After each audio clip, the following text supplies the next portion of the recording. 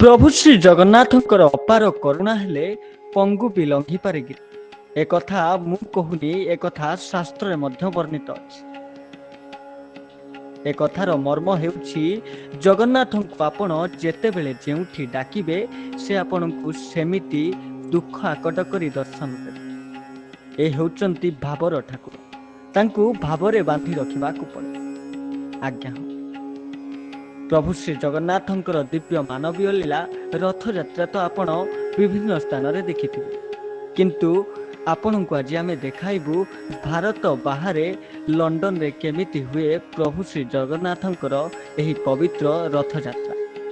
सुदूर लंडन सहर रे हजार हजार शह शह प्रिया भाई भौणी माने मिसी पालन करुछंती प्रभु श्री जगन्नाथंकर पवित्र रथयात्रा। केवल रथयात्रा नुह, प्रभु श्री जगन्नाथंकर नीलाद्रि विजय पर्यंत सबु रीतिनीति एठारे पालन करा जायथा एवं प्रभुंक पाई नाना द्रव्यर प्रसाद मध्य प्रस्तुत करा जायथा, जहा एहा एक दुर्लभ दृश्य बोली आखि को विश्वास हेउछि। एठारे आउ एक सुंदर कथा मध्य देखिबा को मिलुछि जे प्रभु श्री जगन्नाथंक रथ को पुरुष माने एवं प्रभु श्री बलभद्रंक रथ को पुरुष माने, किंतु मां सुभद्रांकर रथ को केवल महिला माने ही टाणी थांती।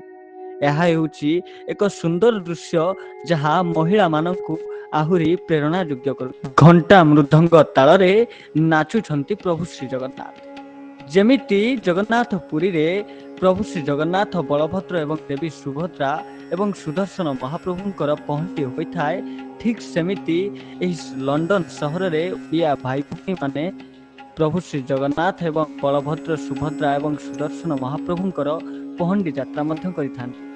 एही रथ यात्रा को विगत 9 दिन धरी पालन करिवे ओडिया भाई भौणी माने।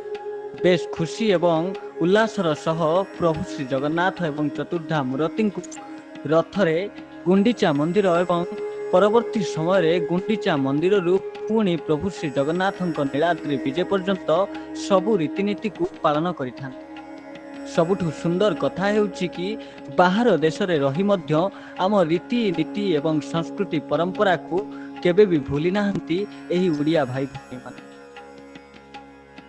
एवं सबुठु सुंदर कथा हेउछि कि एही परंपरा रीति नीति को मध्य सेमानंकर पिला माने मध्य अनुकरण करूछंती, जहा आगामी दिन रे प्रभु श्री जगन्नाथंकर लीला और गाथा को बाहर देश रे मध्य विख्यात हेबो।